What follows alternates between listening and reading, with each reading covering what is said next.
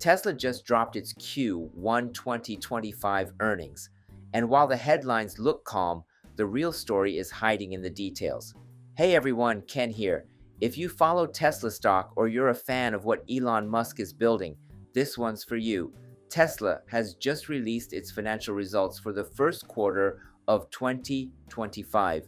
Right after the announcement, the stock edged up about 0.6% in pre-market trading, hovering around the $239 mark. At first glance, the market reaction seems pretty neutral, but what's really going on beneath the surface? This quarter's report reveals some short-term challenges, like a dip in revenue and deliveries, but also shines a light on Tesla's long-term growth engines: AI, autonomy, and energy. In this video, I'll walk you through the earnings slides, break down the numbers, and more importantly, look at what they mean for investors like us. Whether you're holding Tesla shares or just curious about where it's headed next, don't miss this deep dive. Let's kick things off with Tesla's top-line numbers for Q1 2025.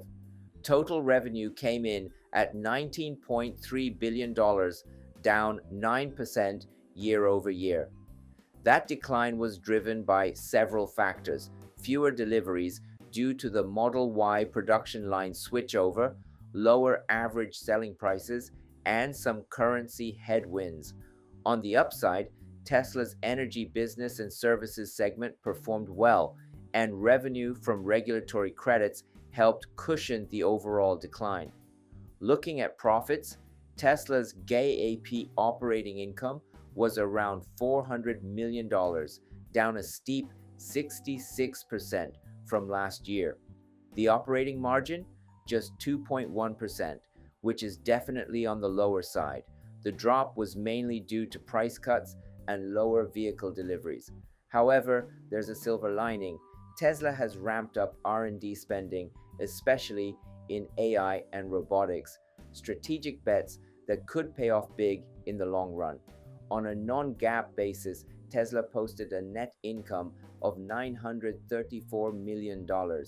That's a big gap compared to the GAAP figure, but it reflects earnings without the noise of stock-based compensation or digital asset swings. For long-term investors, this is an important number to keep an eye on. Now, let's talk cash. As of the end of Q1, Tesla held $37 billion in cash and investments. That's up $400 million from the previous quarter.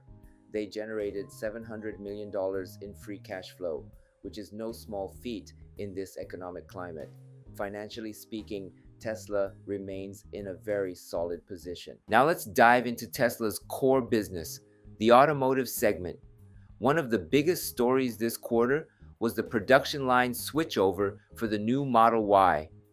It happened simultaneously at all major factories in the US, China, and Germany, leading to several weeks of halted production and a noticeable drop in deliveries. Tesla delivered 336,681 vehicles, down 13% year over year. While this decline looks negative in the short term, the Model Y upgrade is a critical step for the future. In the US, the Texas Gigafactory has now produced over 400,000 units. Tesla also launched the long-range Cybertruck with a 362-mile range and a post-incentive price under $63,000, a very competitive point. And both the Model 3 and Model Y now feature US-made batteries, aligning with IRA compliance goals.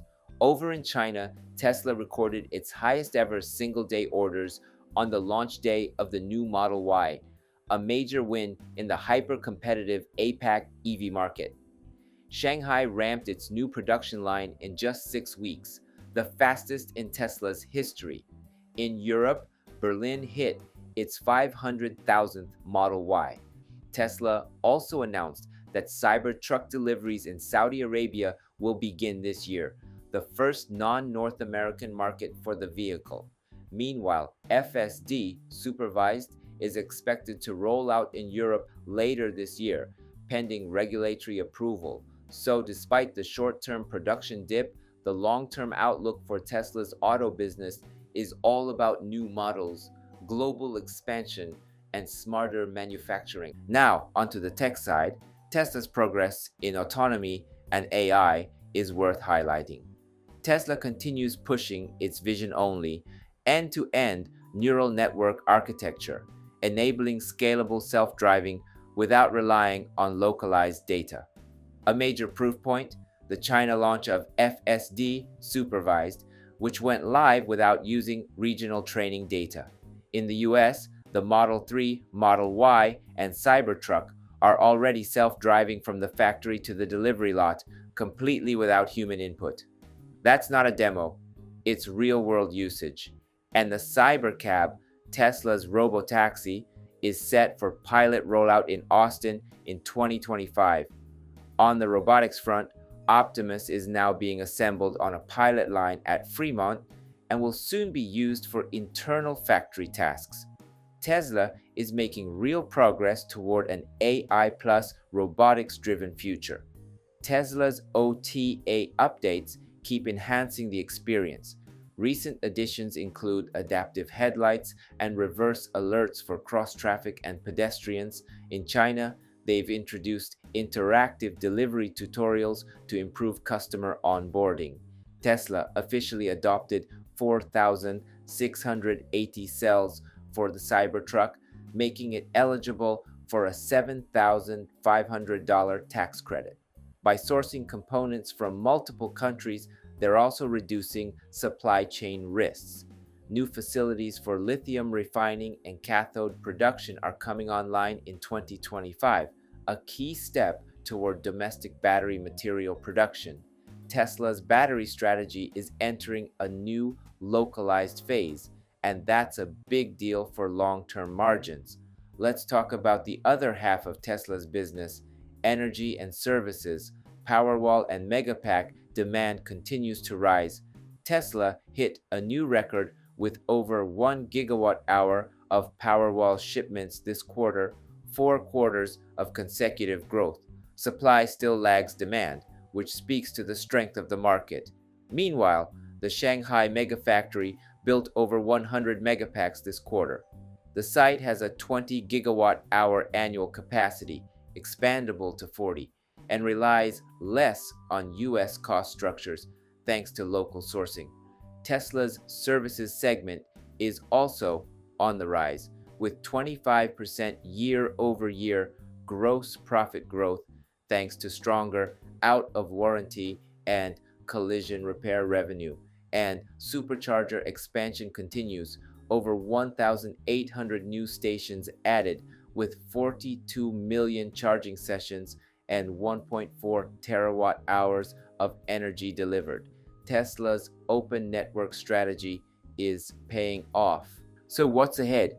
Tesla says growth now depends on 3 big factors: progress in autonomy, improvements in manufacturing efficiency, and global macro conditions. Given shifting trade policies, Tesla will update its full-year guidance in Q2. Tesla's cash position remains strong, $37 billion in reserves. That's plenty of runway for R&D, factory expansion, and navigating economic uncertainty. Revenue will increasingly come not from just selling cars, but from software, AI, and fleet services like robotaxis. That's a major pivot toward a more scalable and stable business model. The long-awaited affordable Tesla is still on track for early 2025 production. It'll use existing lines and a hybrid platform, a strategic move that sacrifices some cost savings but avoids massive new investment. And yes, all eyes are on the Cybercab, built under the unboxed strategy. Mass production is planned for 2026. If successful, this could redefine Tesla as a mobility and AI powerhouse, not just an automaker. To wrap up, short-term, revenue and margins are under pressure from price cuts and fewer deliveries. Long-term, Tesla is laying the foundation for explosive growth in AI, autonomy, and energy. Powerwall and Megapack are scaling fast. Guidance for 2025 will be revisited in quarter 2, a critical update for investors. This wasn't a blockbuster quarter, but it could be a pivotal one. Thanks for sticking around. If this helped you make sense of Tesla's Q1 earnings, hit that like button and subscribe for more updates on Tesla stock, EVs, and the future of clean tech. Got questions or predictions? Drop them in the comments. I read them all. Catch you in the next video.